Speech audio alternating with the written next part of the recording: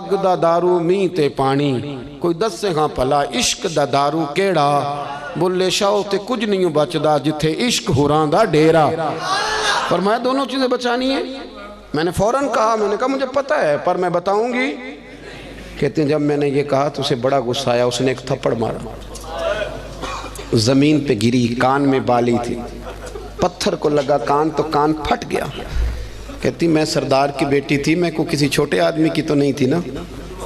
جب کان پھٹا تو لوگوں نے ابو جال کو پکڑا، ادھر آ تو بچیوں کے منہ لگتا ہے، خیال کر۔ لوگ اسے لے گئے۔ کہتی میں اسی حال میں اٹھی، میں نے اپنے کانوں پہ چادر لپیٹی اور پھر روٹی پکائی، اور پھر میں نے دیکھا کہ ذرا لوگ زیادہ گہری نیند چلے جائیں، رات گہری ہو جائے تو میں غار ثور میں گئی۔ کہتے جب وہاں کھانا رکھا، دیا جلایا تو جناب صدیق اکبر پریشان ہو گئے۔ اسماء پتر منہ کیوں لپیٹا ہوا ہے؟ بیٹی رہتی ہو نا دو کہیں تو وہ ٹیلی فون پہ رات فون پہ صحیح بات نہ کرے تو ابا ساری رات سوتا ہی نہیں، پتہ نہیں تینوں کی، اور بچی منہ لپیٹا۔ کیا ہوا؟ کچھ نہیں، آپ کھانا کھائیں۔ کیا ہوا؟ ابا جی دیکھیں کیا پکایا۔ اسماء پتر بتا کیا ہوا؟ جب جناب صدیق اکبر کی تشویش دیکھی تو حضور سید عالم آقا کریم نے فرمایا اسماء بتاتی کیوں نہیں، کیا ہوا؟ عرض کی حضور کچھ نہیں، ابو جال آیا تھا، اس نے پوچھا ہے میں کیا کرتی، اگر بتا دیتی تو دل اجازت نہیں دیتا تھا، اور اگر جھوٹ بولتی تو آپ کی شریعت میں منع ہے۔ حضور میں نے اسے کہا ہے مجھے پتہ ہے بتاؤں گی نہیں، تو اس نے تھپڑ مارا ہے۔ یہ کہہ کہ جناب اسماء نے جب چہرے سے کپڑا ہٹایا تو خون پھر بہنے لگا۔ حضرت صدیق اکبر نے آنسو سمیٹ کے دامن میں چھپائے تو میرے محبوب نے ہاتھ اٹھائے، کہا اے اللہ میں ابو بکر سے راضی ہوں، تو بھی میرے صدیق سے راضی ہو جاؤ۔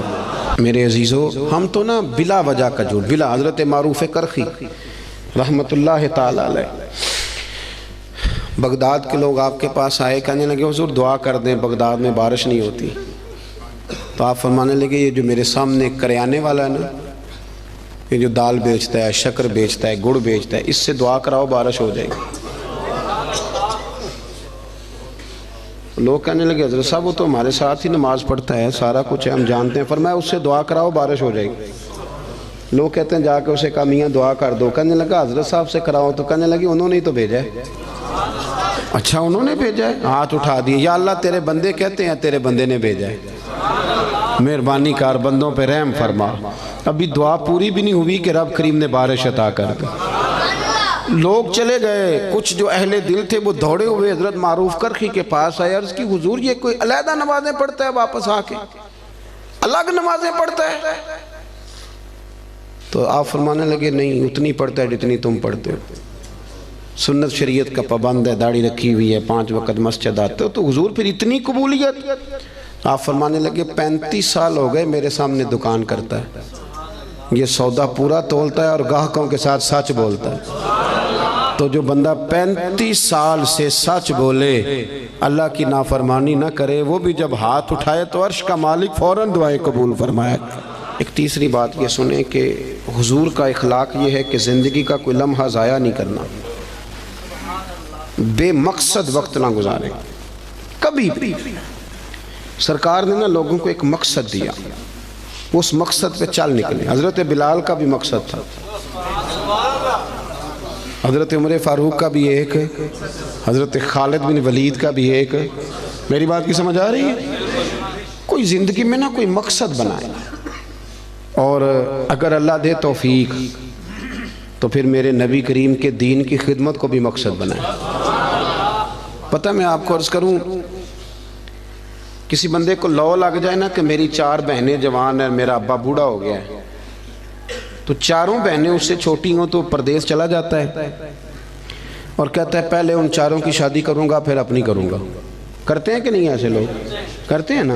لو لگ گئی ہے نا کہ میں نے اپنے گھر کو چلانا ہے، کسی کو گھر چلانے کی لو لگ گئی، کسی کو مکان بنانے کی، کسی کو بہنیں بیانے کی، کسی کو ماں باپ کو حج کرانے کی۔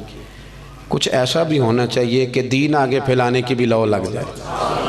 ہم نے نا بحث سمجھ لیا ہے کہ دین بس بحث کرنے آیا ہے، 1 ربیع الاول سے 12 ربیع الاول تک بحث کرو کہ میلاد منانا چاہیے کہ نہیں، اور ٹکا کے کرو۔ اور جن کی 7 نسلیں میلاد مناتی آ رہی ہیں اور سارے وہ بھی پوچھتے ہیں ہر سال ہی کہ جائز ہے کہ ناجائز ہے. میں کہتا ہوں اب بس کریں، اب کتنا کو پوچھنا ہے، اب عمل کا رستہ اختیار کریں. اب اور میں نے اس دفعہ دوستوں سے کہا تھا کہ میرا دل کرتا ہے اب یہ نہ پوچھو میلاد منانا چاہیے کہ نہیں، اب میرا یہ دل کرتا ہے کہ ہم سے یہ پوچھیں کہ میلاد کی جھنڈیاں وضو کر کے لگانی چاہیے کہ بغیر وضو کے بھی لگ جاتی ہیں. اب ساری زندگی یہیں اڑے رہنا ہے، آگے بھی تو بڑھو نا تھوڑا سا. دین کے لیے نا جد و جہد نہیں، شوق نہیں، بلکہ بہانے بازی ہے، فلانا لڑتا ہے، فلانا ایسے کرتا ہے، فلانا. چھوڑیں آپ نے عمل کب کیا ہے؟ دین کو تھوڑا سا مقصود بنائیں. کوئی ایک لائق سا بچہ نکال کے نا اسے دین کا عالم بنائیں. کچھ تھوڑا سا نا دینی چیزوں کو پڑھیں، کچھ لوگوں کو پڑھنے کی رغبت دیں. ہمارے ہاں نا وہ کسی ایک مدرسے کا کوئی استاد، اس کی فوٹو چھپ جائے نا اس نے بڑا مارا ہے اور بچے کے کمر پہ نشان پڑ گئے تو فوٹو اچھی چلتی ہے سوشل میڈیا پہ 4 دن. مجھے بھی ایک نے لا کے دکھائی، کہنے لگے مولوی صاحب مار مار کے ویکو کی حال کیتا ہے. میں نے اسے کہا کہ کتنے مدرسے ہیں پاکستان میں؟ مدرسوں کی تعداد ہزاروں میں. تو یہ ایک بندہ آپ کو ایسا نکلا ہے تو آپ نے ادھم مچا دیا. اس نے غلط کیا، اسے ایسا نہیں کرنا چاہیے تھا. پر آپ میرے ساتھ چلے، میں بتاتا ہوں یونیورسٹیوں میں کیا کیا خرابیاں ہیں، کالجوں میں کیا خرابیاں ہیں. آپ حیران ہوں گے کہ نشہ سب سے زیادہ یونیورسٹیوں اور کالجوں میں بکتا ہے. آپ نے کبھی دیکھا ہے کوئی مولوی ہائی لائٹ کرتا ہو کہ یونیورسٹیوں میں یہ کچھ ہو رہا ہے؟ کبھی دیکھا آپ نے؟ نہیں کرتے، اس لیے کہ ہم سمجھتے ہیں وطن ہمارا اپنا ہے اور یونیورسٹیاں ہماری اپنی ہیں، پڑھنے والے بچے ہمارے. ہم مدارس کے بچوں کو اپنا کیوں نہیں سمجھتے؟ مسجد کو اپنا کیوں نہیں سمجھتے؟ یہ بھی ایک ادارہ ہے، یہ بڑا کچھ ہمیں دیتا ہے، بڑا کچھ. لوگ کہتے ہیں مولوی کچھ نہیں کر رہے، تو میں کہتا ہوں کبھی ایسا ہوا ہے کہ تراویحاں کسی مسجد میں رہ گئی ہوں کہ حافظ نہیں ملا؟ بتائیں کبھی ہوا ہے؟ اس مسجد میں آج جمعہ نہیں ہوا جی مولوی کوئی نہیں ملا. تو مدارس کچھ کر رہے ہیں تو اتنا بڑا انقلاب آیا ہوا ہے. ہر شعبے کے لیے آپ کو بندہ ملتا ہے. اپنا دین کو مقصد بنائیں، اور کچھ نہ کر سکیں تو کم از کم دینی لوگوں کی حوصلہ شکنی نہ کریں. ایسے کہ بندہ پگڑی باندھ کے آ جائے تو اسے کہہ دے کہ تو اچھا لگ رہا ہے. ویسے ایک میرا دل کر رہا ہے بات کر دوں، وہ بھی میں کر ہی دیتا ہوں. آپ نا بیوٹی پارلر سے تیار ہو کے ہیں تو لوگ کہیں گے سونے لگ رہے ہیں، یہی کہیں گے. لیکن اگر آپ امامہ باندھ کے، داڑھی رکھ کے، کنگھی کر کے، خوشبو لگا کے ہیں تو لوگ تعریف پھر بھی کریں گے، پر یہ نہیں کہیں گے سونے لگ رہے ہیں، کہیں گے کتنا نورانی چہرہ ہے. تو دین کے رنگ میں تو تعریف بھی بدل جاتی ہے اور مزہ دیتی ہے. تو اپنا مقصود بنائے. مجھے بتایا گیا یہاں مسجد اور بڑی جلدی مدرسے کا بھی آغاز ہونے لگا ہے. میں اس چیز کا قائل ہوں کہ مسجد اور مدرسہ جہاں بھی ہو وہ میرے نبی پاک کی پسند ہے. اپنی توجہات بڑھایا کریں. انسانوں میں غلطیاں ہوتی ہیں، مسجد و مدرسوں میں رہنے والے لوگ فرشتے نہیں ہوتے، انسان ہوتے ہیں. تو غلطیاں جہاں ہوتی ہیں ان کو صحیح کیا جاتا ہے، غلطیوں کی مخالفت شروع نہیں کی جاتی. اس مدرسے کو، اس مسجد کو آپ نے توجہ دینی ہے. توجہ.